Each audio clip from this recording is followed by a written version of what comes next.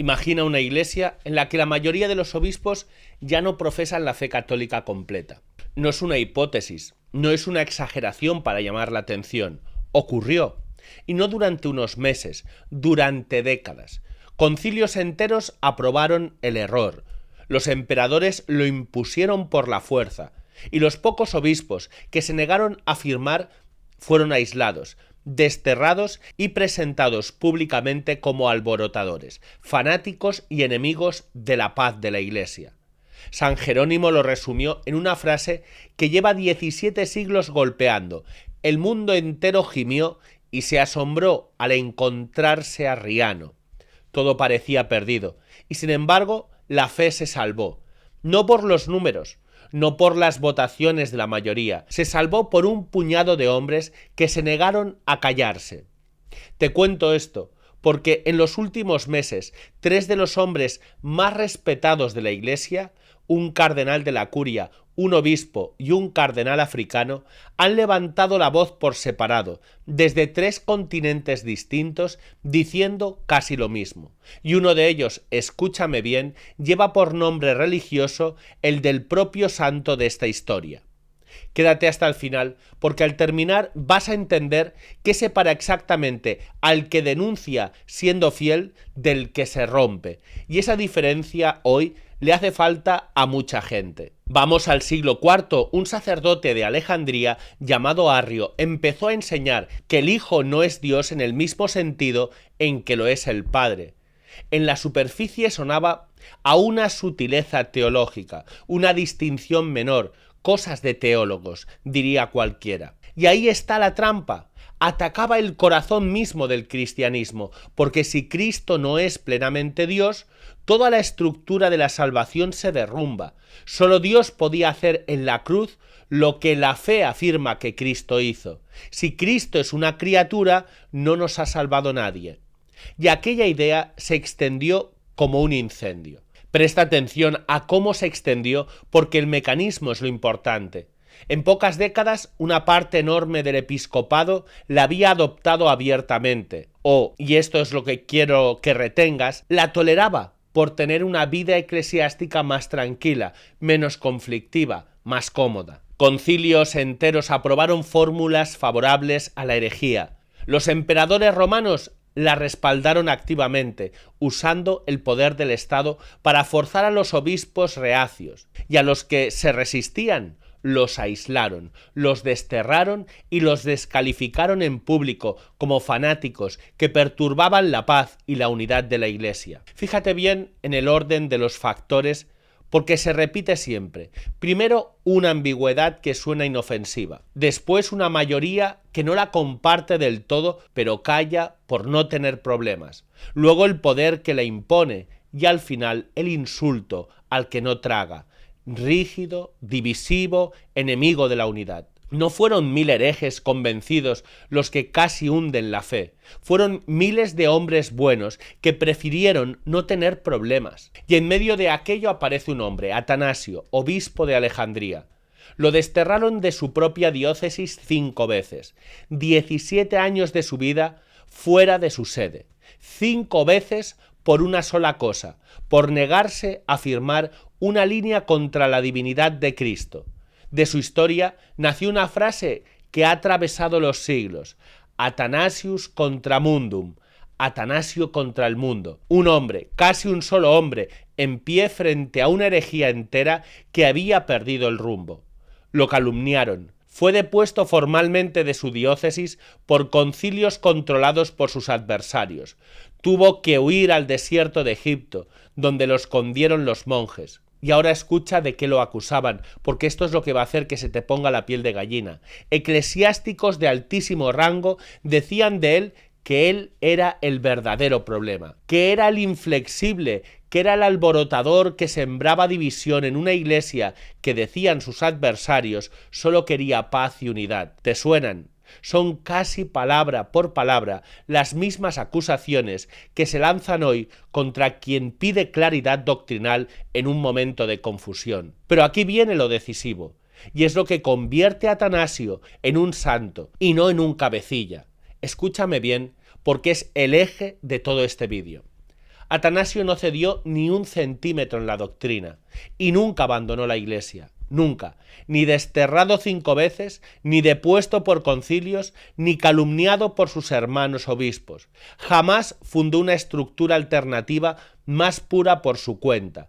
Durante décadas de exilio y penuria se limitó a repetir, con una paciencia sobrehumana, una sola afirmación inmutable, que Cristo es Dios, exactamente como la Iglesia lo había creído desde el principio, ni más ni menos que la fe recibida de los apóstoles. ¿Y cómo acabó la historia?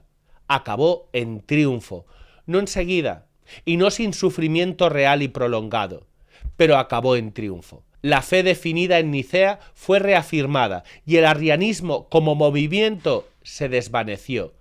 Quédate con la lección exacta, porque es la clave de todo lo que viene. La fe católica no se salvó porque la mayoría de los obispos aguantara, se salvó porque un remanente fiel permaneció dentro de la Iglesia, negándose a abandonarla, mientras veía a buena parte de la jerarquía visible derivar hacia el error a su alrededor. Y ahora vuelve al presente, porque esa misma dinámica, un remanente que persevera mientras alrededor domina el silencio, se está oyendo otra vez, y tiene 3 nombres. Escúchalas una a una, en sus propias palabras. La primera voz, el cardenal Raymond Burke, uno de los canonistas más autorizados que sirven hoy en la jerarquía de la Iglesia. Tras un consistorio celebrado según el llamado método sinodal, Burke no se anduvo con rodeos. Todo este asunto de la sinodalidad debe simplemente llegar a su fin. Y añadió una razón de un peso teológico tremendo. Lo que está en juego, dijo, no es nada menos que la vida de la propia Iglesia y la salvación de las almas. Y después clavó el punto con precisión de canonista. No existe una definición clara de sinodalidad, ni existe una historia real de ese concepto dentro de la tradición de la Iglesia. Piensa en lo que eso significa. Se está reorganizando el gobierno de la Iglesia entera en torno a una palabra, cuyos fundamentos teológicos nadie ha sido capaz de definir con claridad. Y quien lo dice no es un bloguero anónimo, es un cardenal de la Iglesia Católica Romana. La segunda voz, Monseñor Athanasius Schneider. Y aquí hay un detalle que casi arranca una sonrisa después de todo lo que acabamos de contar. Este obispo lleva por su propio nombre religioso el nombre de Atanasio, el del defensor de la fe frente a la mayoría arriana. Juzga tú si es casualidad. Sobre las excomuniones que hoy afectan a comunidades tradicionalistas, Schneider advirtió que representan un enorme error de rigidismo excesivo, un gesto que, predijo, la propia historia juzgará con dureza. Y fue más lejos. Suprimir comunidades de esa manera, argumentó, no es sinodal en ningún sentido coherente de esa palabra, teniendo en cuenta con qué frecuencia se invoca la sinodalidad en otros terrenos para justificar el diálogo y el acompañamiento paciente. Es decir, diálogo infinito para unos y la excomunión inmediata para otros. Y sobre las consagraciones que están en el centro de la controversia, fue tajante. No son cismáticas en ningún sentido teológico serio, precisamente porque quienes las llevaron a cabo siguen profesando la fe católica íntegra, sin alteración ni reserva. Y él mismo lo subrayó, esta no es la voz de un rebelde, es la voz de un obispo que pide a la Iglesia misericordia en lugar de severidad unilateral, que es exactamente lo que un pastor auténtico está llamado a hacer en un momento de crisis. La tercera voz, el cardenal Robert Sarah, viene de África y es un hombre conocido por la oración y por el silencio deliberado, no por la provocación. Cuando un hombre así levanta la voz, hay que escuchar. En su libro reciente Mirando hacia el 2050, Sarah emplea un lenguaje inusualmente severo. Describe la ideología de género y el extremismo islámico como bestias apocalípticas, fuerzas que buscan, dice, destruir la familia, destruir a la humanidad misma y destruir la imagen de Dios en el hombre. Y va todavía más lejos, denuncia un paganismo que ha resurgido dentro de la propia Iglesia. Pero ojo, y esto es lo más fino de todo lo que vas a oír hoy, aclara que no habla de ídolos de piedra, habla de algo mucho más sutil, la pérdida de todo sentido genuino de lo sagrado, una profunda incomodidad con la verdad revelada y una liturgia reducida cada vez más a espectáculo y representación en vez de a culto. Detente ahí un segundo, porque ese diagnóstico lo has visto tú con tus propios ojos en alguna parroquia. El paganismo del siglo XXI no entra con estatuas, entra vaciando la misa por dentro. Y no es un joven provocador buscando atención, es un anciano de oración que ha sufrido persecución en su propia tierra y que sabe, por experiencia vivida, cuánto puede costar la fidelidad. Burke sobre la sinodalidad, Schneider sobre las excomuniones, Sara sobre el paganismo dentro de la Iglesia. 3 hombres, 3 continentes y una misma alarma. Y no son los únicos. Otros cardenales y obispos, en distintas partes del mundo y con sus propios matices, han expresado preocupaciones muy parecidas en los últimos meses. Esto no es la excentricidad de 3 personalidades a las que les gusta el lenguaje dramático. Es un patrón que está emergiendo desde dentro de la experiencia pastoral de la Iglesia. Y aquí el paralelo con Atanasio se vuelve imposible de esquivar, porque en el siglo IV los que se mantuvieron firmes tampoco eran muchos. Eran pocos, dispersos, aislados unos de otros por el destierro y considerados por sus contemporáneos una causa perdida. Un remanente obstinado aferrado a una postura que la historia parecía haber dejado atrás en favor de las fórmulas de compromiso que estaban de moda concilio tras concilio. Y tenían razón. Y la historia los ha vindicado tan completamente que la ortodoxia que ellos defendieron a un precio brutal la dan hoy, por descontada, miles de millones de cristianos que jamás han oído el nombre de Arrio. Y ahora tengo que hacer una precisión, y te pido que la escuches entera antes de escribir un comentario, porque de esto depende que este vídeo sirva o haga daño. En ningún momento estoy diciendo que el Papa ocupa el lugar de los obispos herejes del siglo IV. No lo estoy diciendo ni explícita ni implícitamente, y quien lo saque de aquí estará leyendo mal lo que estoy explicando. El Papa sigue siendo el Papa, legítimo sucesor de Pedro, y quien lo convierte en un enemigo personal, al que socavar comete un error tan grave como el de quien calla por pura conveniencia y por no complicarse la vida. El punto es otro, y es más fino. Es una dinámica que se repite cada vez que una corriente teológica confusa o ambigua gana impulso institucional. Y en esos momentos la fe no se preserva por la mayoría, esté esa mayoría callada, confundida o simplemente agotada por la presión de conformarse. Se preserva por quienes tienen el valor concreto de hablar con claridad aunque les cueste caro. Y fíjate en lo que estos 3 hombres tienen en común, porque es exactamente lo mismo que hizo Atanasio. Primero, ninguno ha abandonado la Iglesia católica. Segundo, ninguno ha negado la legitimidad del pontífice ni ha cuestionado la validez de su elección. Tercero, ninguno se ha proclamado cabeza de una estructura eclesial separada y más pura. Burke sigue sirviendo dentro de las estructuras de la curia romana. Schneider sigue ejerciendo su ministerio episcopal en plena y explícita comunión con Roma. Sara, retirado del gobierno activo pero muy presente como voz, jamás ha sugerido que los fieles busquen la autoridad de enseñanza fuera de la estructura visible de la Iglesia. Y ahora la frase que quiero que te lleves de este vídeo, aunque te incomode. Quien, desilusionado por una confusión real, se separa del todo y monta su propia estructura al margen de la comunión visible, no está imitando a Atanasio, está haciendo exactamente lo contrario de lo que Atanasio hizo. Porque Atanasio libró toda su lucha, 5 destierros, 17 años fuera de casa, décadas de calumnias, por la unidad de la Iglesia, entendida correctamente y centrada en la fe verdadera. No contra esa unidad, no para fragmentarla todavía más en cuerpos rivales, cada uno reclamando ser el verdadero remanente. Y entiéndeme bien, no estoy juzgando el corazón de nadie. Sé lo que duele ver cosas que no se pueden defender. Sé lo que duele que a los tuyos se les trate con dureza mientras a otros se les acompaña con paciencia infinita. Schneider mismo lo ha denunciado. Pero el dolor legítimo no convierte la ruptura en el camino de Atanasio. Ese es el principio que separa la crítica interna fiel, por muy dura y constante que sea, de la ruptura cismática, por muy sincero que sea el motivo de quien la elige. La fe nunca se ha salvado contando cuántos obispos estaban de acuerdo. Se salva cuando alguien, aunque sea una minoría diminuta dentro de la jerarquía, tiene el valor de decir la verdad con claridad de verdad y a la vez la humildad de quedarse dentro. Y no creas que el arrianismo fue la excepción. Este patrón es casi la constante de la historia de la Iglesia.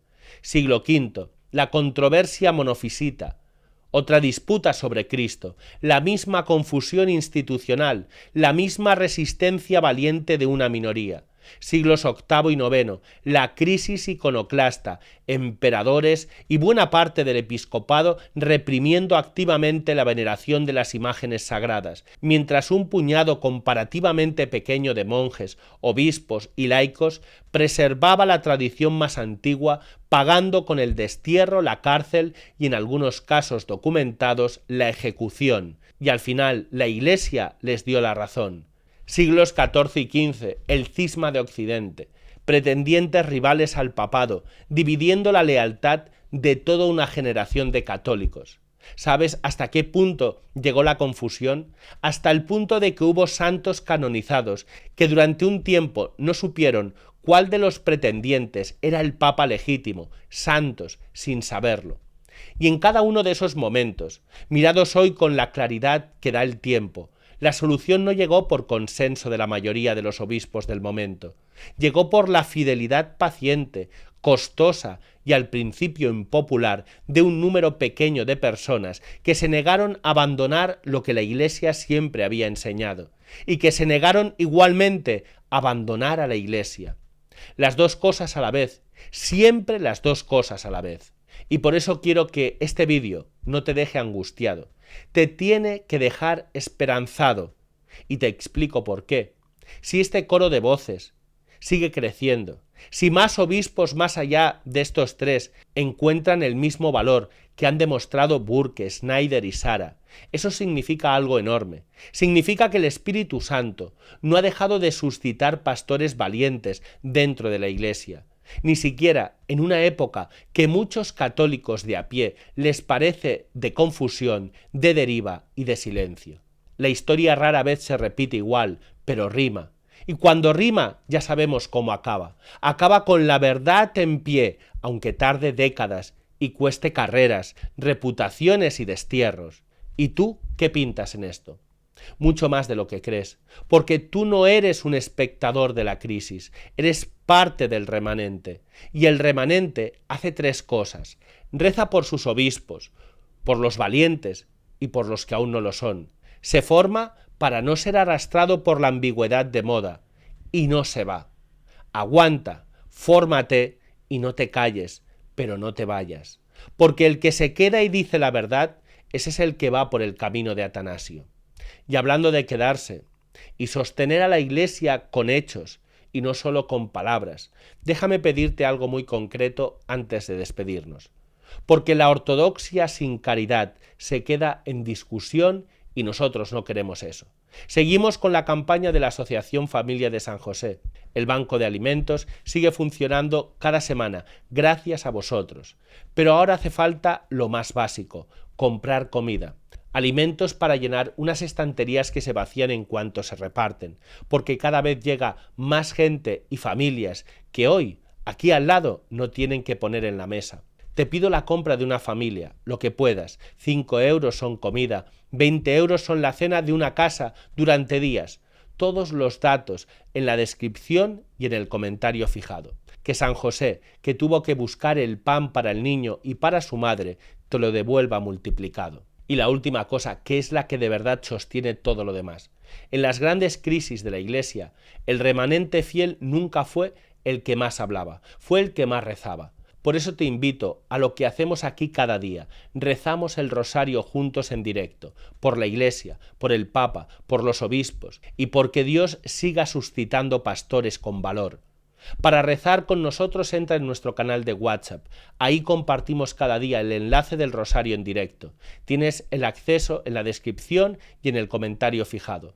Entras y mañana te llega el enlace. Si este vídeo te ha ayudado a poner orden en la cabeza, suscríbete y activa la campana, dale a me gusta y compártelo con ese católico que hoy está tentado de tirar la toalla. Y dime en los comentarios, ¿crees que estamos viviendo un nuevo siglo IV? Te leo. Que San Atanasio, que aguantó 5 destierros sin romper la unidad, interceda por nosotros. Dios te bendiga.